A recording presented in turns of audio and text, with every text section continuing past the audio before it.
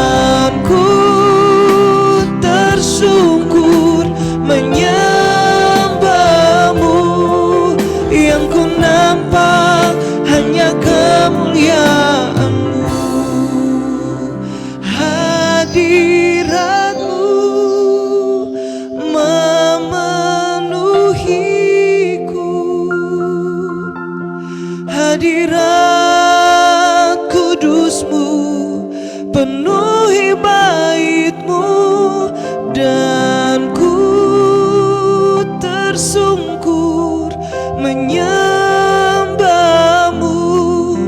Yang ku nampak hanya kemuliaan-Mu, yang ku nampak hanya kemuliaan-Mu, yang ku nampak hanya kemuliaan-Mu.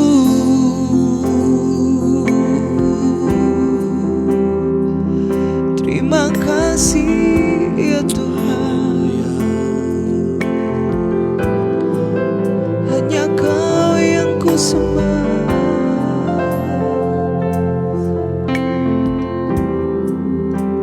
Haleluya. Terima kasih Tuhan Yesus.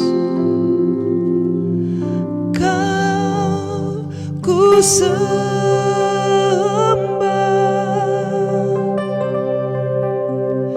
Kau ku sembah,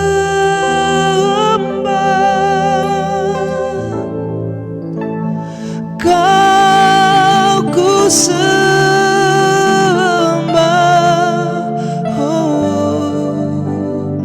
Oh Tuhan, mari bersama-sama kita sembah Tuhan. Kau ku sembah, hanya Kau Tuhan. Ku sembah dengan segenap hati, Kau ku sembah.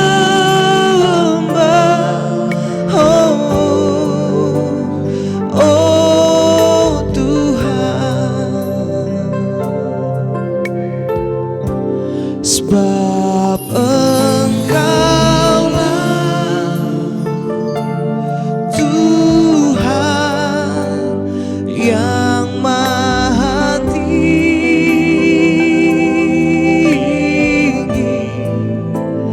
Kau dimuliakan dari segala Allah. Sebab Engkaulah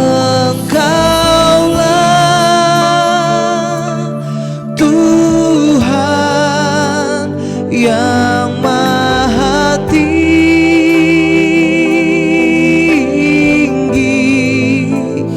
Kau ditinggikan atas segala Allah. Mari dengan segenap hatimu sembah Tuhan. Kau ku sembah,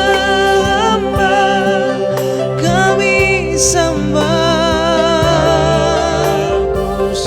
Dengan segenap hati kami menyembah Engkau Tuhan pagi hari ini. Kau ku sembah.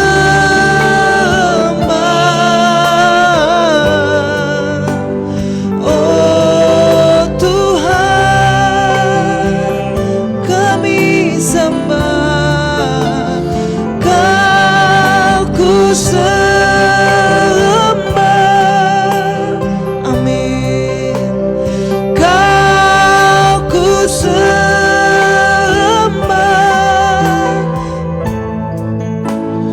Kau ku sembah.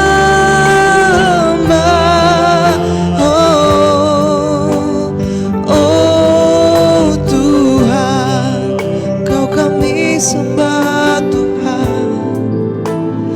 Kau ku sembah.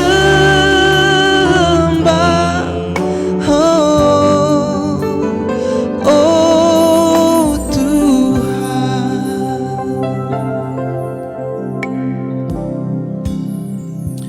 Selamat pagi, shalom Bapak Ibu Saudara semuanya dimanapun kita berada. Pagi hari ini kita bersyukur Tuhan memberikan kepada kita kesehatan, kekuatan, semangat, sukacita berlimpah untuk memuji, menyembah serta mendapatkan renungan melalui di Every Morning with Sema. Pagi hari ini ada bersama dengan kita hambanya Bapak Pendeta Dr. Benicio Warjaya dari Jakarta yang akan bagikan renungan. Terima kasih Pak Pendeta untuk waktunya. Kami persilakan, Tuhan Yesus mengasihi kita semua.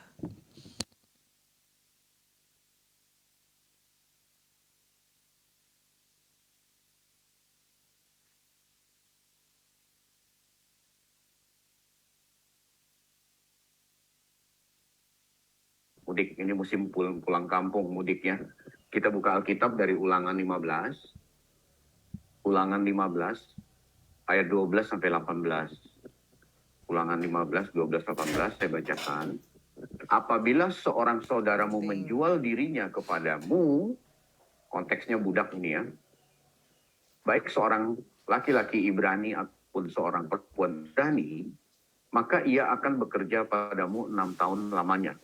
Ini aturan di Israel, orang Yahudi, kalau seorang jadi budak, dia punya kontrak 6 tahun. Tetapi pada tahun yang ke-7, engkau harus melepaskan dia sebagai orang merdeka. Dan apabila engkau melepaskan dia sebagai orang merdeka, kalau kontraknya udah habis, maka janganlah engkau melepaskan dia dengan tangan hampa. Engkau harus dengan limpahnya memberi bekal kepadanya dari kambing dombamu, dari tempat pengirikanmu, dan dari tempat pemerasanmu, sesuai dengan berkat yang diberikan kepadamu oleh Tuhan Allahmu, haruslah kau berikan kepada mereka. Jadi, kalau ada pembantu rumah tangga yang hari ini atau kemarin pulang, Bapak Ibu harus punya kewajiban kasih THR, nggak boleh ditahan, gitu ya. Oh nanti dia nggak datang lagi, tahannya separuh, nggak boleh.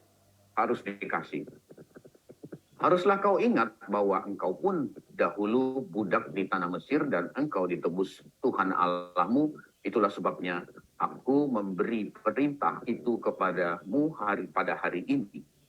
Tetapi, nah ini tetapi nih, apabila dia berkata kepadamu, aku tidak mau keluar meninggalkan engkau, karena ia mengasihi engkau dan keluargamu, sebab baik keadaannya padamu, maka kalau dia bilang dia nggak mau kontraknya diputus gitu, dia mau kerja, maka engkau harus mengambil sebuah penusuk dan menindik telinganya pada pintu, sehingga ia menjadi budakmu untuk selama-lamanya. Jadi konsekuensinya kalau Tuhan aku nggak mau pulang deh, aku mau kerja, dia jadi budak selama-lamanya. Langsung dikasih tanda gitu. Demikian juga kau perbuat kepada budakmu perempuan.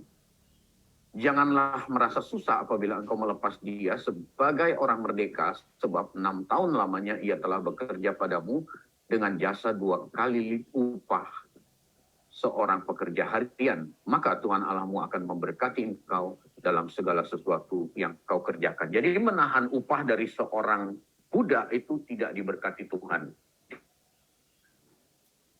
Wah, kita ke cerita ini karena inilah dasar Tuhan Yesus ngomong di Yohanes 8 ayat 34. Kita buka Yohanes 8 ayat 34. Ini dasarnya. Kata Yesus kepada mereka, siapa itu mereka? Nanti kalau kita lihat di ayat 31, orang Yahudi yang percaya. Aku berkata kepadamu, sesungguhnya setiap orang yang berbuat dosa adalah hamba dosa, adalah budak dosa. Jadi ayat ini sangat spesial, ayat ini sangat khusus, ayat ini diberikan kepada orang Yahudi yang percaya kepada Yesus. Di situ ada orang Yahudi yang tidak percaya, di situ ada imam-imam, di situ ada ahli Taurat, di situ ada murid-murid Tuhan, di situ ada orang Yahudi yang percaya. Tapi perkataan ini Tuhan berikan kepada orang Yahudi yang percaya.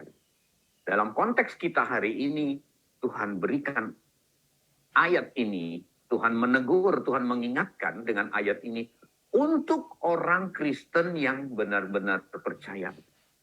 Tidak untuk orang yang beragama Kristen. Emangnya ada Pak orang yang Kristen yang tidak percaya? Nah, percaya itu apa? Percaya itu kan sebuah ekspresi tindakan. Percaya itu harus ada tindakan. Kalau hanya percaya dalam pikiran dengan perkataan itu belum percaya yang benar. Karena percaya yang benar harus ada ekspresi tindakan. Seperti tubuh tanpa roh. Kalau percaya itu tidak ada tindakan seperti mayat hidup, kata Rasul Yakobus. Jadi percaya harus ada tindakan. Kalau kita percaya, yang di depan kita misalnya adalah air mineral, kita harus berani minum. Kalau nggak berani, aku percaya itu air minum, tapi aku nggak berani. Takut ada racun. Nah itu nggak percaya namanya. Jadi yang namanya percaya bukan aktivitas berpikir, tetapi percaya harus ada tindakan. Percaya kalau dari bahasa aslinya adalah pistis atau pisteuo. Artinya menyerahkan diri kepada objek yang kita percayai untuk dipercayakan sesuatu. Jadi betapa banyaknya orang Kristen di dalam gereja sebenarnya yang belum benar-benar percaya. Jadi sorry to say, ayat ini Tuhan Yesus berikan kepada orang yang percaya. Saya yakin kita bangun pagi, kita percaya, maka ayat ini berlaku untuk kita. Seperti Bapak Abraham. Bapak Abraham itu dia disebut Bapak orang percaya. Bapak orang beriman. Iman dan percaya itu sama dalam bahasa Yunani itu pisteo. Dia disebut Bapak orang percaya, Bapak orang beriman. Itu karena tindakannya. Tindakan apa? Taat pada perintah Yahweh. Abraham disebut Bapak orang percaya bukan karena hartanya banyak, bisnisnya sukses, bukan. Abraham disebut Bapak orang percaya bukan karena dia punya istri yang baik hati, bukan. Istrinya baik hati kan bagi sebagian pria. Mana ada suami zaman sekarang suruh istri zaman sekarang suruh suaminya tidur sama sekretarisnya gitu. Nggak ada. Jadi bagi sebagian pria ini si Abraham ini baik hati istrinya ini istri yang baik gitu. Bukan karena itu dia disebut karena ketaatannya kepada perintah Tuhan. Abraham disebut bapak orang beriman. Tuhan mau bilang begini loh.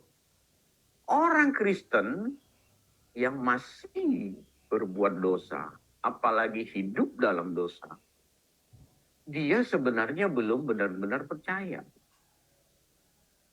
Di pikiran, dia baru setuju. Nah, konsep hamba kita harus paham. Tadi udah saya baca, saya udah ulas.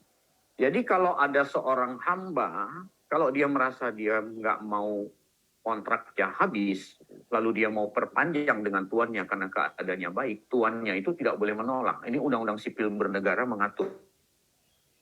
Dia nggak boleh tolak. Tetapi konsekuensinya hamba itu akan menjadi hamba bagi tuan itu seumur hidup. Makanya kupingnya ditindik, dijepit di balik di pintu supaya ada tanda ini budaknya si itu gitu.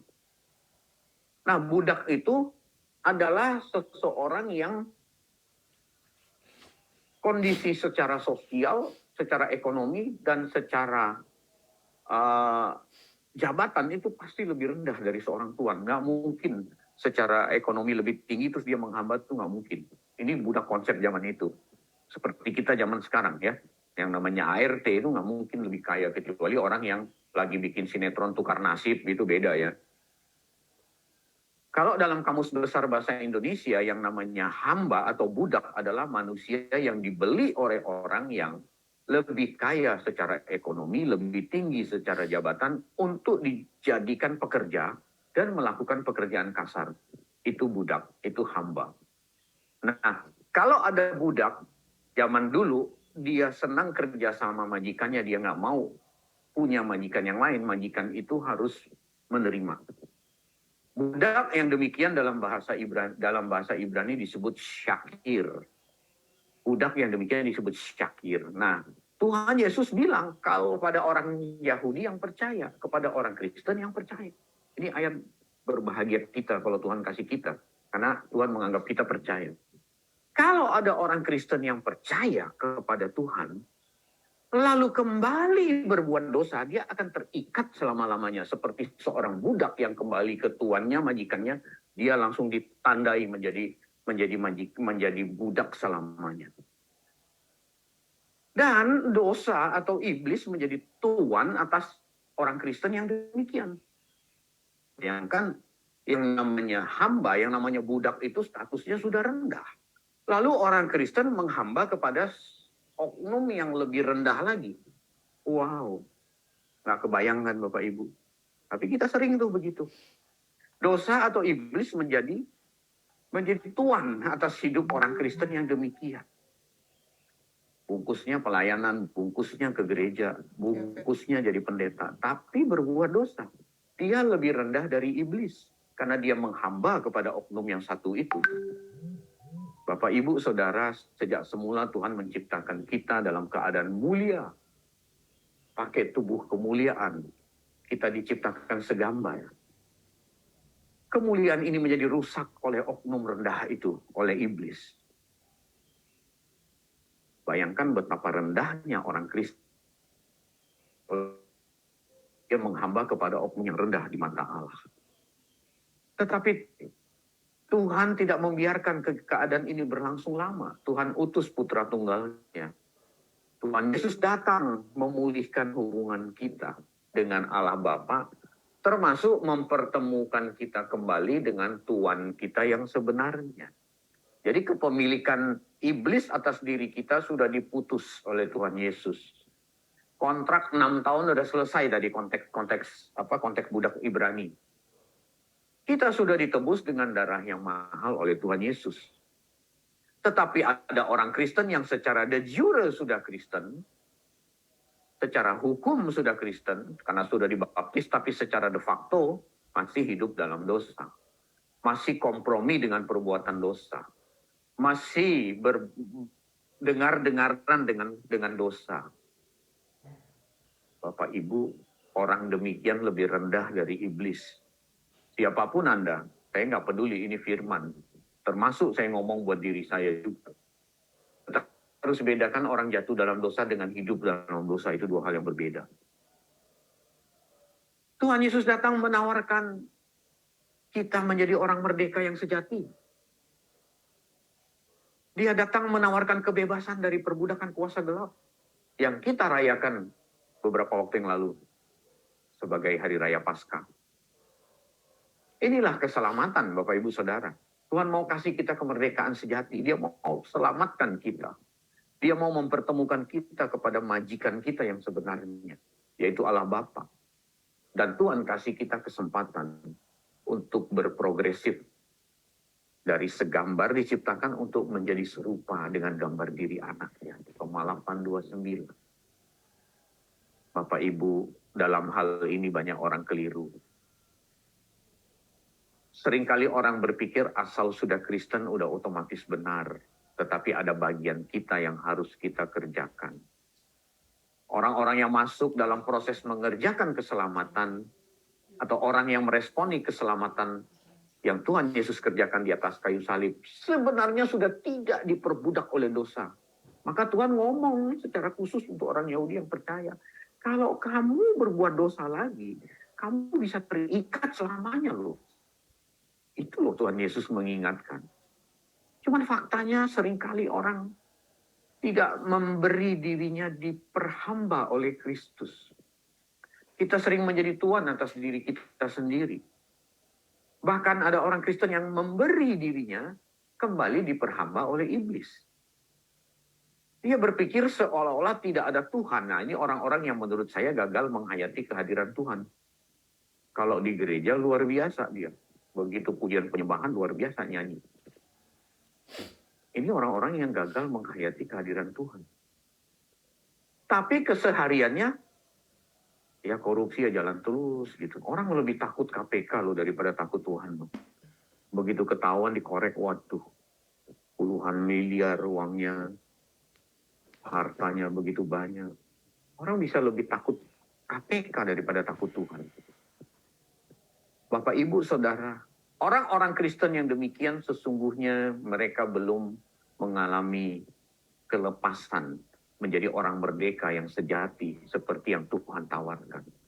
Mereka baru mengalami suatu kelepasan atau kemerdekaan semu. Sebab saya mau bilang begini, kalau orang mengalami dibebaskan menjadi orang merdeka yang sejati,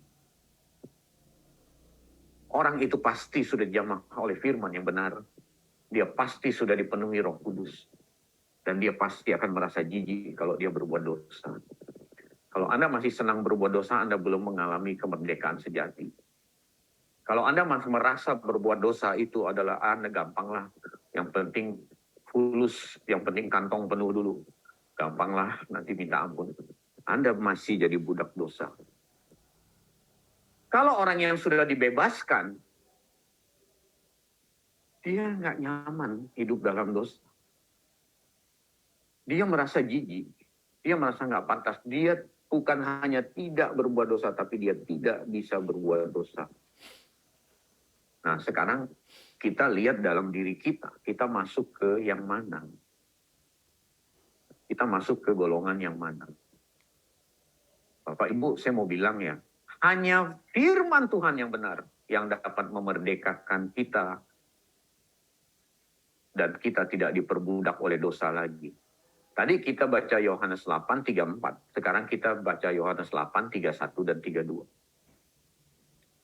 Maka kata Yesus kepada orang Yahudi yang percaya kepadanya, yang nggak percaya boleh dengar, nggak setuju nggak apa-apa gitu.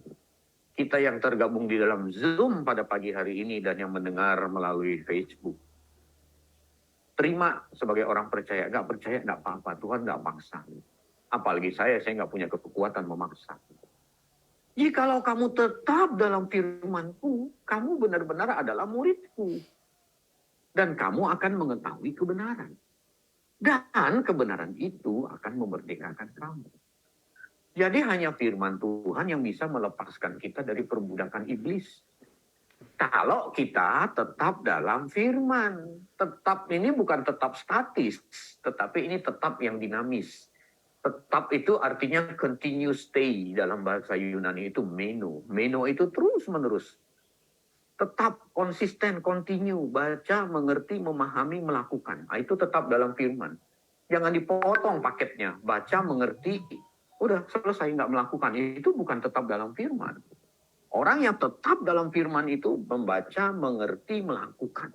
Membaca, mengerti, menghidupi, itu baru namanya tetap dalam firman. Kalau hanya baca, mengerti, tidak melakukan, itu belum murid Tuhan.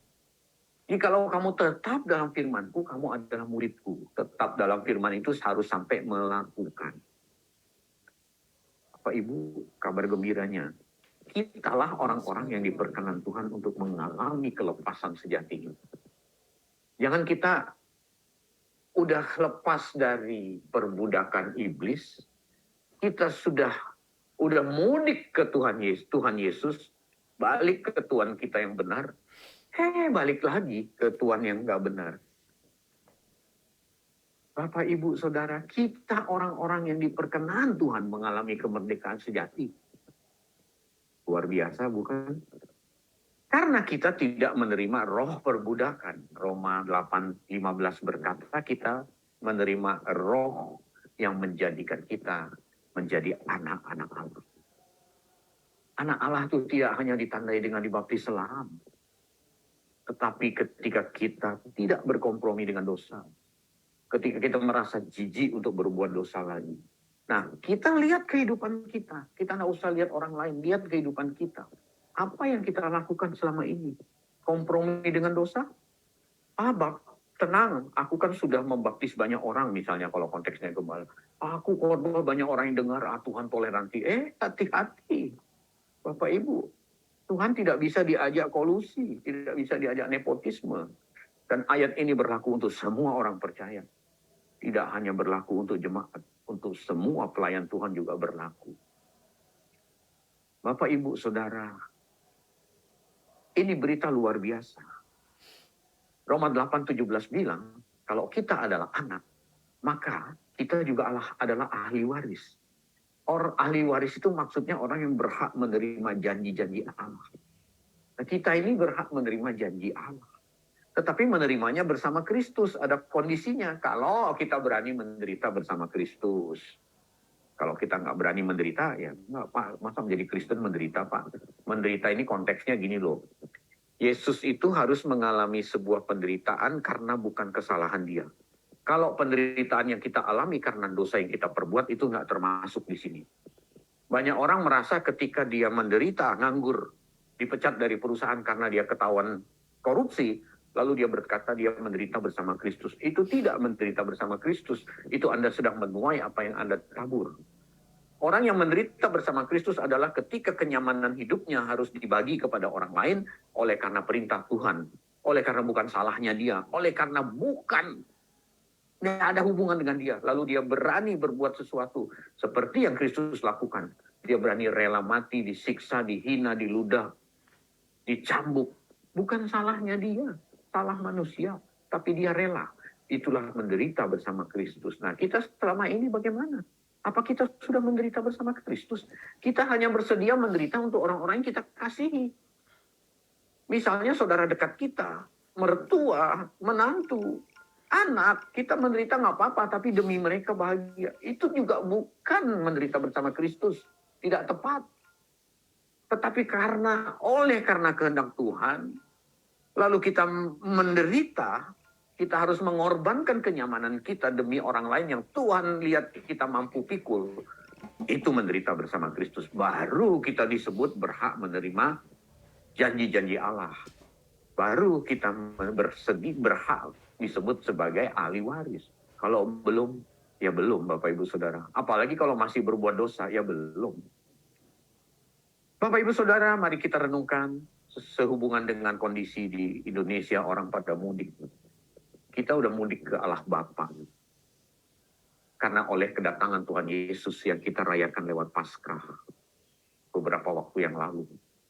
Kita udah mudik, dipertemukan dengan Tuhan kita yang benar.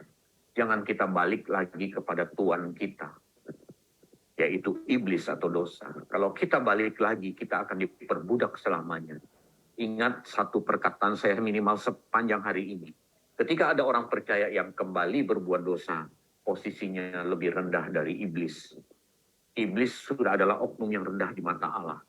Tetapi ketika ada orang percaya, sekalipun dia berdasi, sekalipun dia berjas, sekalipun dia manis senyumnya di depan pintu gereja menyambut kedatangan jemaat. Tetapi ketika dia kembali berbuat dosa, posisinya lebih rendah dari oknum yang terendah yang pernah ada di atas muka bumi ini, yaitu iblis. Jadi buat pilihan, tidak berkompromi lagi dengan dosa. Minta ampun sama Tuhan hari ini. Lalu berkata, Tuhan aku tidak mau melakukan itu lagi. Karena aku telah mudik ke Engkau Tuhan. Aku dipertemukan dengan Engkau. Amin. Untuk kebenaran firman Tuhan pagi ini, saya kembalikan kepada Bapak Gembala. Silakan.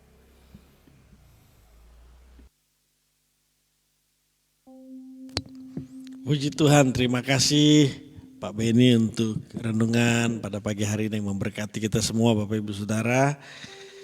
Baik, kami ingin menyapa setiap Bapak Ibu Saudara yang bersama-sama dengan kami pada pagi hari ini. Selamat pagi untuk setiap Sobat Sema, hamba-hamba Tuhan yang menyaksikan melalui media Zoom. Selamat pagi untuk Pak Siswo, lalu ada Bapak Yahya, kemudian ada Ibu Putri juga.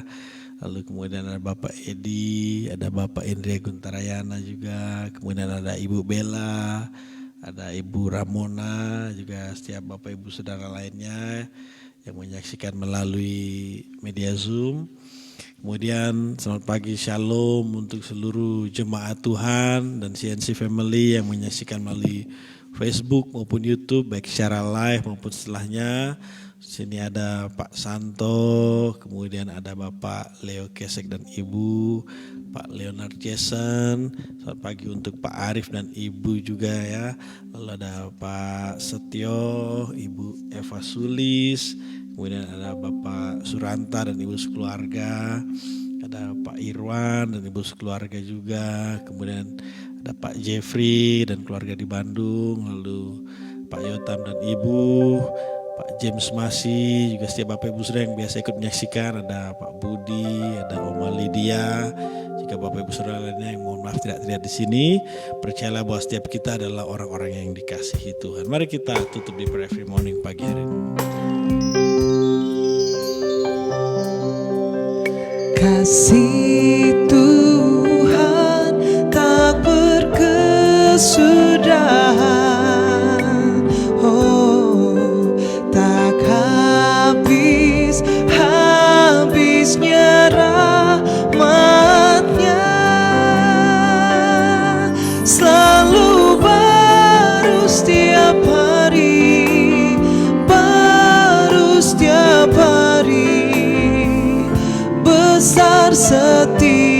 setiamu Tuhan, besar setiamu.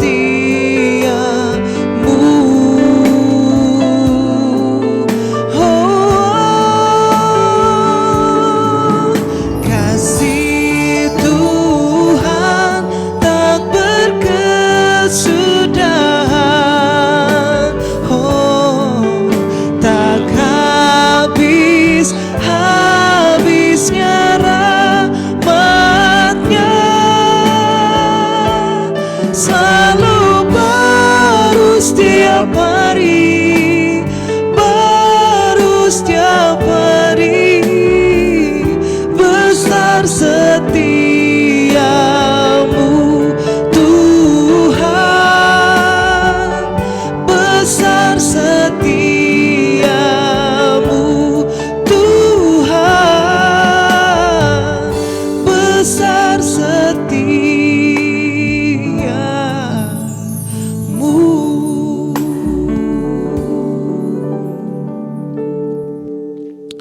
Kami sudah memutuskan untuk mengikut Engkau, tunduk kepadamu seumur hidup kami. Biar di hati kami, komitmen kami ini tetap bulat selamanya Tuhan, sampai kami bertemu muka dengan muka. Kami tidak mau lagi diperhamba dosa, tapi kami sungguh ingin menjadi kekasih-Mu. Kami menjadi sahabat-Mu, murid-Mu yang benar-benar dekat dengan Engkau, mengenal Engkau.